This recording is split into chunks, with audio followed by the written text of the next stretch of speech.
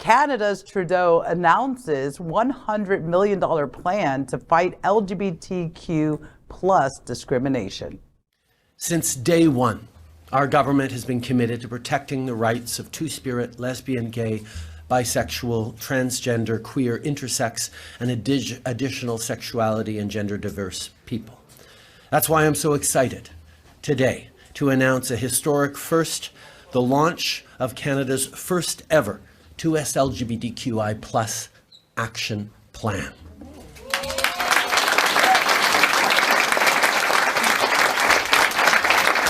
This is a whole of government plan that will guide our ongoing work to fight discrimination, to break down barriers, to advance rights, and to build a future where everyone in Canada is truly free to be who they are and love whom they love.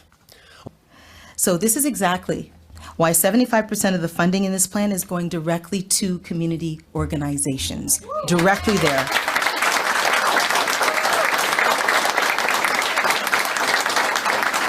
So I'm going to break it down a little more for you. $75 million for community organizations, $40 million in new capacity building support, $35 million in new project-focused support, $8 million, almost $8 million for data collection. And I want to stop on the data collection and disaggregated data for a moment. That's really important because we need to know exactly what is happening. We need to know this so that we can serve well. We need to know where the gaps are, and data does this. In a riveting announcement, Canadian Prime Minister Justin Trudeau announced the launch of a $100 million plan to combat discrimination and increase inclusion for LGBTQ plus Canadians. He made the announcement on Sunday alongside Women and Gender Equality and Youth Minister Marci. Minister Yen said the majority of the money would go toward community organizations. $8 million would go towards data collection. Another $5.6 million would be spent on building an awareness campaign, and $11.7 million would go toward the 2S LGBTQ plus Secretariat. Some of the other topics discussed were further action on banning conversion therapy, more direct support needed for LGBTQ plus groups, and anti-discriminatory policies in the military. Canada has some of the best LGBTQ policies in the world and was even ranked first in the Gay Travel Index chart in 2021. Well, I will say it right now and co-sign that report because I just came from Canada and I was in Montreal, and oh my God, what a beautiful city, what a beautiful group of people. And Al, you remember we used to report and ask the question, where are all the lesbians? They're in Canada. Really? With all this crap with DeSantis, I was thinking of moving to Spain. Maybe I'll go to Canada. I'm telling you, I went, my first night, I landed there and I went to a party and I thought I was at Girls in Wonderland, and it was Tuesday. And I said, what is going on here? Wow. So I could see it. My friend is trans there, and I have a few different friends, and their LGBTQ support is just remarkable. And when you think about even just walking down the streets, I felt so safe. People are so accepting. Everyone is asking, what are your pronouns? It's just a very conscious state of being. And I guess you could see how it works. It trickles from the top down. Yeah. So leadership. And can we say how hot Mr. Trudeau is? I'm sorry, I have to say, he's just such a good-looking man, my Lord. And you know, when I first saw this story, what a pretty man. When I first saw the story, I was like, God, $8 million for data collection? Can't you use that for better, for something better? But no, the woman that spoke after was absolutely right. We don't have accurate data and number. We need the science. We need to know our numbers. Most of LGBTQ plus don't fill out surveys, don't do that kind of stuff because they don't see themselves in the surveys, and they don't see anything good coming out for their community from those surveys and that data being collected. So it's super uber important to know our numbers and know how much we're out there. You know how they say here in the U.S. and I think that we're like 7% of the population or something like that? That's BS. You know, we're gay. We're like roaches. We're everywhere, you know? So I think those numbers are astronomically higher and we just don't know it. To get that correct data will really help a lot of our brothers and sisters in the LGBTQ plus community. And how can a country that gave us Katie Ling and Joni Mitchell be bad? And I know that we need to be grateful for every hard-won morsel that they toss at us here in this country.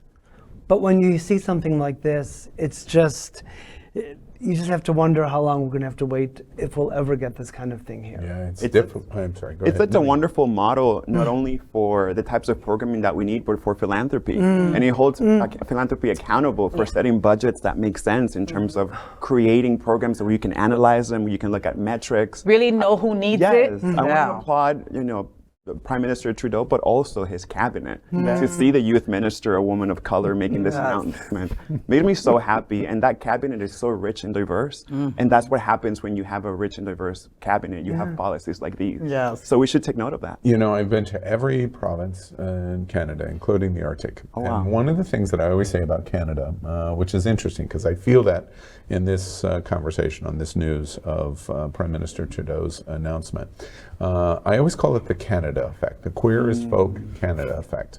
We loved Queer as Folk when Queer as Folk came out at the turn of the millennial.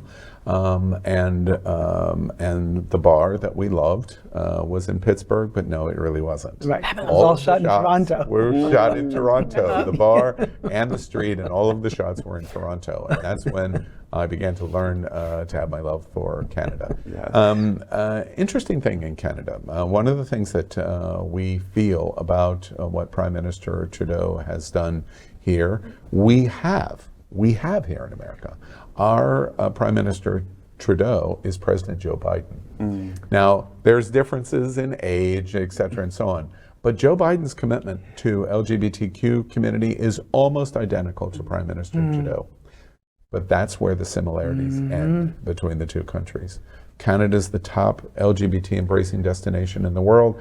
The United States is in the mid-20s. The reason why that and everything else is because Canada does not have this fanatical, right-wing, white Christian community that in an evangelical standpoint tries to dominate the politics of America. Those are the things that have been behind the Supreme Court's decisions that money is free speech. You don't have that experience in Canada. The unlimited spending in political campaigns, you don't have that in Canada. And as a result, we begin to divert very significantly, even though they're our cousins, but their philosophy and their philosophical commitment is different than in the United States. Now, people argue that it might be easier in Canada because it's a smaller population. I have never subscribed to that being the right answer. The right answer is they don't have organizations like Tucker Carlson and Fox News. They do not have the moral majorities. They do not have a Liberty University. They do not have a Ron DeSantis. There's not a single provincial governor in Canada that sits in the Abbott-DeSantis model. And as a result, you get what you get when you have that kind of leadership. So unfortunately, we have the leadership at the top, but it is derailed because of the commitment of many and a sizable portion of American society in media, evangelical church, and uber conservative thinking philosophies like Governor DeSantis and Governor Abbott. So our future of getting there has to solve those problems, and we can be Canada. And Americans get offended when we go, we're the greatest place in the world. Well, you should be LGBT, be trans, and say that, because you can't. And that's probably true for Black, that's probably true for Brown, that's probably true for women. For sure. It's across the board in how Canada treats the diversity of their society. I feel bad about loving that song "Blame Canada" from South Park now. I used to love that jam. It was a good song, but it's not true. No. LGBTQ plus news is vital for our community and for the broader world as a whole. We have enough enemies at Fox News. Tucker, Sean, and Laura are loud. We need passionate allies. Happening Out television network, Queer News Tonight, and It's Happening Out are literally out of the closet and into the headlines. Our community needs your support. Like this broadcast and subscribe now to ensure the growth of the entire LGBTQ+ community.